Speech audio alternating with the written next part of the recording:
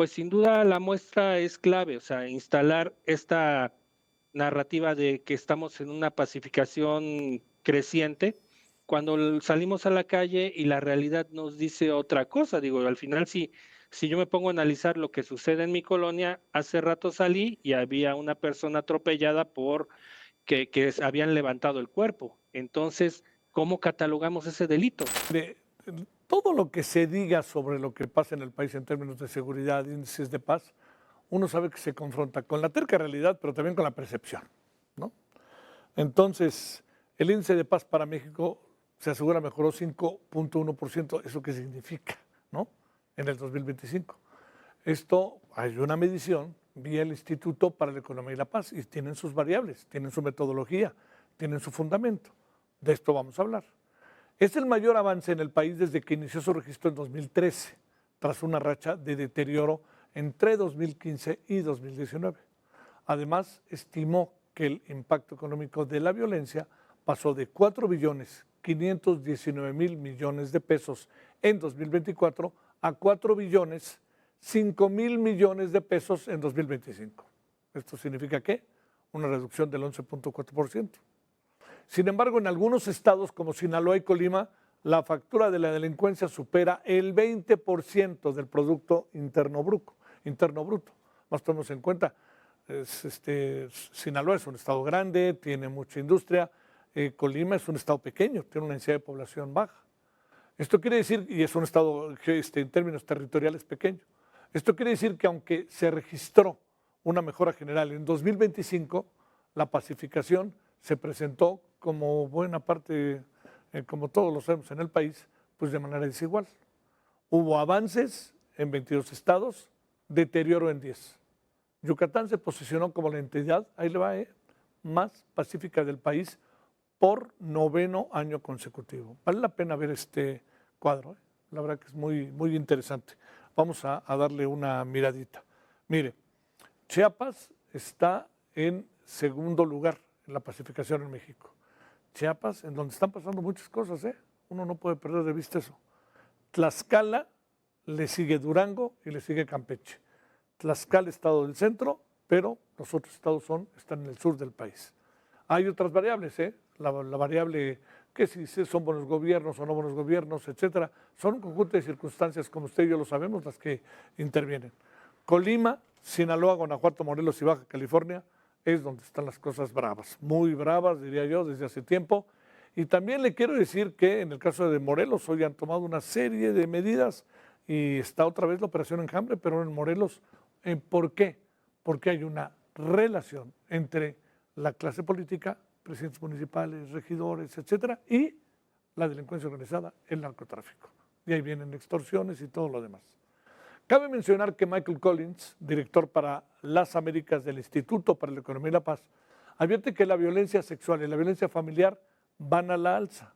Fíjese, desde ayer hay datos que son interesantes en términos de su lectura, no interesantes per se. ¿Por qué? Porque hay algunos estados en que ha bajado la violencia en las calles, etcétera, ¿no? La delincuencia como tal. Pero sin que se pueda entrar necesariamente por las puertas de cómo están muchas familias, muchos hogares hoy se está manifestando que hay una violencia familiar que empieza a ser, en términos de acción, más frecuente que el robo mismo. Bueno, la Fiscalía General de la República reconoció que más del 95% de los delitos no se denuncian. Aquí viene la otra variable. Podemos medir, no medir, ahí estamos, ¿no? Ni llegan al conocimiento de las autoridades mexicanas. Además, la titular de la Fiscalía General, Ernestina Godoy, aceptó que cuando los casos llegan ante un juez, la debilidad de las investigaciones impiden dictar una sentencia. Bueno, hablemos sobre esto, en qué estamos metidos, qué tanto los números que tenemos hoy son números confiables, qué tanto tienen margen de error alto, qué tanto las fiscalías presentan informes oportunos y sabemos lo que está pasando casi que al tiempo en que suceden las cosas con los informes que ellos deban de tener. Le hemos pedido a Alberto Guerrero Baena, quien es titular de la Escuela de Seguridad Pública y Política Criminal del Instituto Latinoamericano de Estudios Estratégicos, hablar del tema. ¿Se ha pacificado México? ¿No se ha pacificado? ¿En qué andamos? Bueno, Alberto, como siempre, gracias. ¿Cómo has estado? ¿Qué tal, Javier? Muy buenas noches. Muy bien, muchísimas gracias. Un saludo para ti y para todo el auditorio. Gracias por tu tiempo, Alberto. A ver, entremos, yo diría que con lo primerito ahí, luego, luego, ¿no? ¿Se ha pacificado México este 5.1 al que hace referencia esta institución? En las cifras que este informe que has mencionado atinadamente, pues toma como base el Secretariado Ejecutivo del Sistema Nacional de Seguridad Pública, el INEGI, por el otro lado, encuestas locales de percepción ciudadana y también los números de las fiscalías locales, como bien señalaste. Pues sin duda, esos números dicen que sí, pero yo ante esta situación llevaría este informe quizás a las calles de Catepec, quizás a las calles de Apatzingán o en todo caso a Sinaloa, y esto contrastaría totalmente con la realidad. No tenemos un país pacificado, al contrario, tenemos un país que está inmerso en una profunda violencia, sobre todo tomando en cuenta los puntos que señalaste, más aparte, sin duda también aquí hay que tomar en cuenta que si bien este estudio, este indicador, no necesariamente está diciendo mentiras porque al final de todo se está basando en las cifras que le proporciona el gobierno mexicano, pues sin duda las cifras tienen fallas de origen. Entonces ahí es donde, como señalaste tú, viene la realidad donde nosotros nos topamos con pared, no tenemos un adecuado sistema de procuración de justicia, no tenemos un sistema de denuncias eficaz y eficiente, tenemos una seguridad pública endeble que ha venido siendo militarizada poco a poco, tenemos municipios con gobernanza criminal que sin duda la muestra más latente es lo del día de hoy en Morelos, pero que tenemos muchísimos estados inmersos en esta perspectiva. Y por el otro lado, los delitos del fuero común, que pues de alguna manera a veces no contamos, pero que son el 95% de lo que se denuncia en este país, pues sin duda te muestra que estamos ante una vertiente pues de crecimiento de la violencia en México y por el otro lado pues ante un subregistro como prácticamente muchos de los centros de estudio y pensamiento que han también hecho conteos de este tipo, pues nos han mostrado. A ver, Alberto, eh, ayer también se dio a conocer, que es hoy miércoles y el martes, se dio a conocer que se habían bajado los delitos y se habla de una proporción del 40% en comparación a tiempos anteriores, ¿no? Entendiendo que se mantiene, y el propio gobierno lo reconoce, que se mantiene en altos niveles. A ver, ¿de esto qué podemos decir? O sea, si hay cifra negra, si no se denuncia, si la delincuencia organizada se dedica a matar y a enterrar para que no haya por ningún motivo nada que pudiera aparecer ahí para calentar la plaza. Entonces, ¿ante qué podríamos estar o cuál sería el diagnóstico lo más cercano posible a lo que nos está pasando? Pues sin duda estamos ante una vertiente de crecimiento de la violencia y sobre todo una falta de entendimiento y de tratamiento de una estrategia de seguridad adecuada, porque todo se ha venido equiparando y se ha venido haciendo mucho eco de las detenciones de líderes de los cárteles o de las empresas criminales, pero no necesariamente esto baja la delincuencia. La delincuencia del foro común, los delitos de orden sexual, los delitos de violencia en la calle, lo cotidiano, sigue e inclusive se acrecenta por diferentes factores, la violencia, el calor, muchos descuidos que a veces tiene la población, por el otro lado también las fallas en los sistemas de seguridad pública en este país. Entonces, ante esta reducción que presume el gobierno federal, de un 40%, pues también habría que preguntar si realmente no estamos jugando con las cifras y de igual manera como ha venido siendo en diferentes perspectivas, han venido recatalogando los delitos de pasando homicidios a desapariciones o a otros delitos contra la vida. Claro. Ante estas circunstancias, creo que, mira, tristemente hay que decirlo, jugar con las cifras es muy fácil, jugar con encuestas es muy fácil y en este sentido tratar de instaurar una narrativa y sobre todo montarse en un estudio de estas magnitudes como el que estamos platicando el día de hoy, pues sin duda la muestra es clave, o sea, instalar esta narrativa de que estamos en una pacificación creciente cuando salimos a la calle y la realidad nos dice otra cosa. Digo, al final si yo me pongo a analizar lo que sucede en mi colonia, hace rato salí y había una persona atropellada por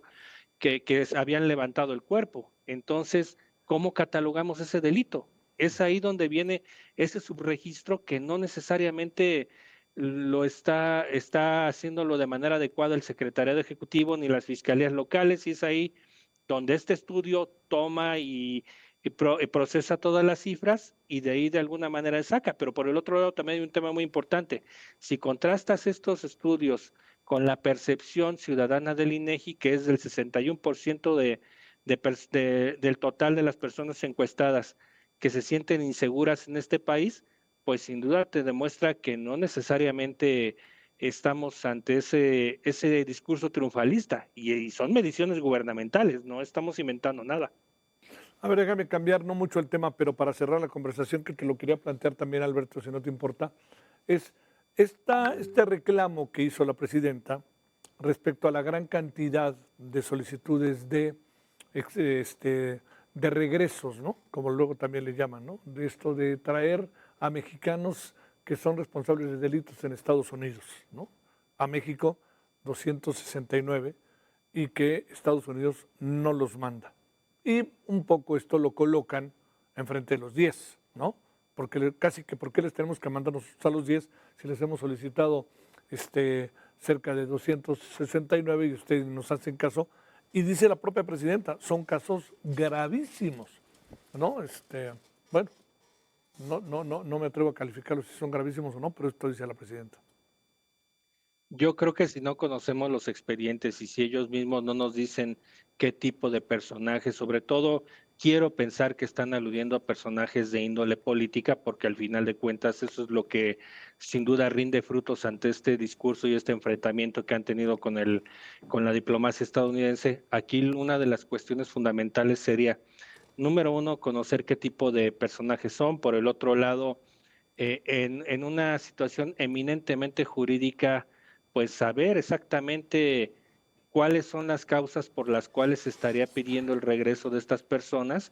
Y por el otro lado, creo que ahí un factor importante es qué tanto están trabajando de manera adecuada y no ideológica las áreas jurídicas tanto de la Fiscalía General de la República como en todo caso también la Secretaría de Relaciones Exteriores, tomando en cuenta que esta segunda, la Secretaría de Relaciones Exteriores, es la ventanilla de tanto de admisión como la ventanilla que va a ir a tocar la puerta del aparato de justicia estadounidense para saber si hay estos regresos. Entonces, el gran problema de todo esto, Javier, sin duda es un tema estrictamente jurídico que se ha llevado al ideológico. Yo lo comenté la otra vez contigo. Para mí se me hace más un derecho militante, un derecho de mítines, pero no necesariamente están trabajando desde una órbita donde prive el Estado de Derecho, donde de alguna manera estemos trabajando el tratado de extradición de la forma más adecuada y sin duda también jugando con el eco y el impacto político que puede tener decir que son 260 y tantas personas que no nos han devuelto y nosotros no les queremos dar 10. O sea, al final, este es un tema que se tiene que dirimir en el área jurídica y no en un debate, en una conferencia matutina o en todo caso en un toma y daca entre dependencias binacionales. Sí, sí. Quieren traer a Cabeza de Vaca como de lugar y quieren traer al otro de las factureras y quieren traer a los del Infonavit. Y para el gobierno son temas importantísimos porque incluyó por ahí a 2 personajes de la desaparición de los estudiantes de Ayotzinapa. Sí, sin duda, mira, es parte de jugar con esa narrativa. Por ejemplo, el tema de Álvarez Puga, el de las factureras, pues sin duda es un tema que se ha venido haciendo desde hace varios tiempo. Cabeza de Vaca, pues es un tema súper político que sin duda les rendiría frutos, pero como lo vuelvo a repetir, ¿qué tan bien estará fundamentada la petición por parte del gobierno mexicano para que su homólogo estadounidense pueda procesar de inicio de cuenta el tema de la petición de extradición? Así como aquí en México se está poniendo trabas por lo del tema de la prisión preventiva que deberían de cumplir estos 10 personajes o estos 9, pues allá en Estados Unidos yo creo que invariablemente están viendo la misma perspectiva. Te mando un gran saludo, Alberto Guerrero Baena. Que tengas buena noche. Gracias. Un gusto enorme, Javier. Muy buenas noches. Gracias por tu tiempo.